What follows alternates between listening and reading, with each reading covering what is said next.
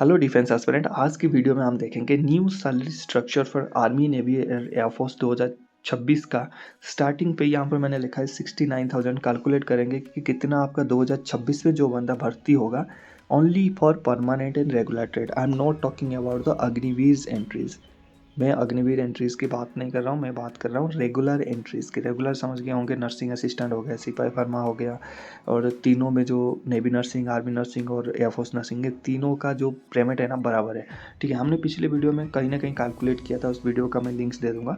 45,000 की approx salary आता है, जो बढ़ के 50,000 के आसपास भी आ जाता है। इससे ज़्यादा आपकी वैरी नहीं करता। अब मैं बताता हूँ कि आपका क्या होगा आगे जाके 2024 में। आपने बहुत सारे न्यूज़ देखा होगा, कोई बोलता है कि 55,000 का बेसिक पे हो जाएगा, कोई बोलता है 80,000 का बेसिक पे हो जाएगा, कोई होता है 90,000 का बेसिक पे हो जाएगा। फालतू की न्यूज़ है।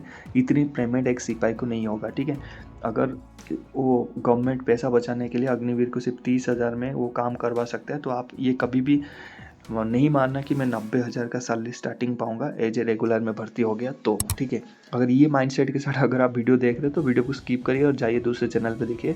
मैं आपको जो रियलिटी है वो बताऊंगा। भाई देखो, जो 7 पे कमीशन आया था ना, हम थे फौज में उस टाइम, 7 पे कमीशन आया था, उसने क्लियर बता दिया था कि 8 पे कमीशन नहीं आएगा। 8 पे कमीशन नहीं आएगा।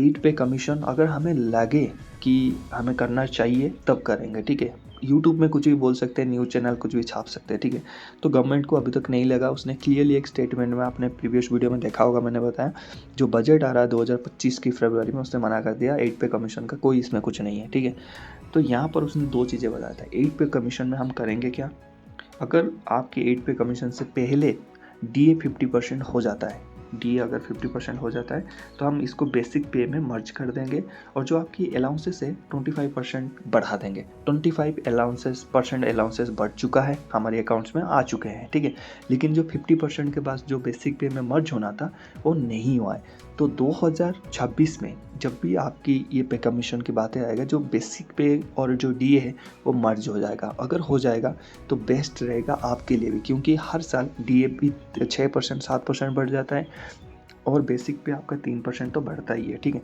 और जो पेंशन जाएंगे 2027, 28, 29, 30 में, उनके लिए तो और फायदा है। उनके पेंशन अभी जो 33, 32, 34 चल रहा है, कहीं ना कहीं 40, 45 तक चला जाएगा। ठीक है, बेसिक पे से बहुत चीज़ें फ़र्क पड़ता है। बेसिक पे से आपको HRA मिलता है, बेसिक पे से DA मिलता है, बेसिक पे से सब कुछ मिलता है। ठीक है, तो यहाँ पर अभी जो एक इंडिविजुअल का बेसिक पे है 21,000 रुपया। कितना है, 21,000 रुपया। अब उसकी मान लीजिए 50% बेसिक पे 10,000 हो गया। अब 60% में जाएगा तो मान लीजिए 12,000 रुपये उसकी बन रहा है। कितना उस टाइम DA बन रहा है, 2026 हम जनवरी की बात कर रहे हैं। ठीक है, तो यहाँ पर आपका हो जाएगा 33,000 रुपये आपकी बेसिक पे हो गया। ठीक है, इसका DA तो 0% हो गया। अब आपके मन में क्वेश्चन आ रहा है कि सर आपने तो बोला कि इसमें मर्ज हो जाएगा, इसमें बढ़ेगा, कुछ तो बढ़ा नहीं। देखिए, ऑलरेडी वो 25% का अलाउंसेस बढ़ा चुका है, 25% का। अब एक चीज़ में वो बढ़ोतरी होगा, that is MSP, that is military service पे। ये तो हो गया आपका 33,000। इसके ऊपर आपकी बेसिक पे हो सकता है एक इंक्रीमेंट आपको एक्स्ट्रा दे दे 3% का, उस हिसाब से आपको बढ़ा दे। और एक जो है MSP पे चल रहा है बात, अभी MSP पे लड़ाई चल रहा है मिलिट्री सर्विस पे। ये ऑफिसर को मिलता है 15,500, MNS को मिलती है 10,000। ठीक है, जेसी और OR को मिलता है 5200। ठीक है, तो इस पे केस चल रहा है। ये काफ़ी मतलब है कि जो 100% या फिर 99% चांसेस बन रहा है आपकी जो मिलिट्री सर्विस पे है वो बढ़ के 10,000 हो जाएगा, 10,500 हो जाएगा 5200 से। ठीक है, तो इस हिसाब से आपकी 5,000 का पर मंथ यहाँ पर फ़ायदा आपको हो जाएगा। ठीक है, 5,000 आपके बढ़ गए। ठीक है, वहाँ पर से बेसिक पे को DA में मर्ज करके वहाँ पर से अगर एक इंक्रीमेंट और लगा देता है तो वहाँ से आपको 1,500 के आसपास फ़ायदा हो जाएगा। ठीक है, तो 5 और 1,500 हो जाएगा आपकी 6 से 6,500। तो इतनी आपकी वो जो 8 पे कमीशन में बढ़ेगा।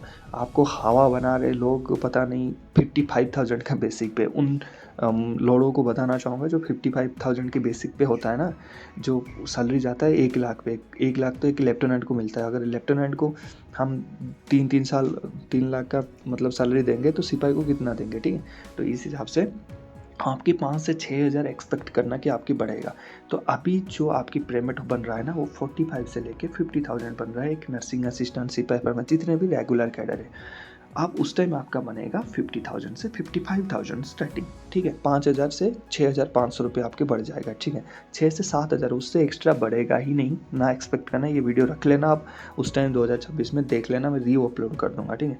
तो इस हिसाब से आपकी जो स्टार्टिंग पेमेंट हो जाएगा, अब जो ये 45 अगर जिसकी है उसकी 52 के आसपास हो जाएगा, ठीक है। जिसकी अभी 50 बन रहा है उसकी 57 से स्टार्टिंग हो जाएगा। इतने आपके पेमेंट बढ़ जाएंगे। बाकी जितने जो प्रोसेस है वो सेम आगे भी स्मूथली वो चलता रहेगा, उसमें कुछ भी नहीं होगा। तो इसलिए जो भ्रम आप जो माइंड में लेके चल रहे हो ना, देखिए बहुत सारे लोग ना आईएएस की यूपीएससी की सिलेबस उनको नहीं पता होगा, लेकिन जो रील्स देख के ना ठुकरा के मेरा प्यार मेरे इंतहाम देखेगी, उस वाला चीज़ों को देख के ना यूपीएससी में घुस जाते हैं। फिर बाद में पता चलता है साला ये तो इतनी सिलेबस है, ये तो कुआं है, यहाँ तो हम गुम हो गए, फिर वो भटक जाते हैं, ठीक है। तो इस चीज़ से भटकना नहीं है।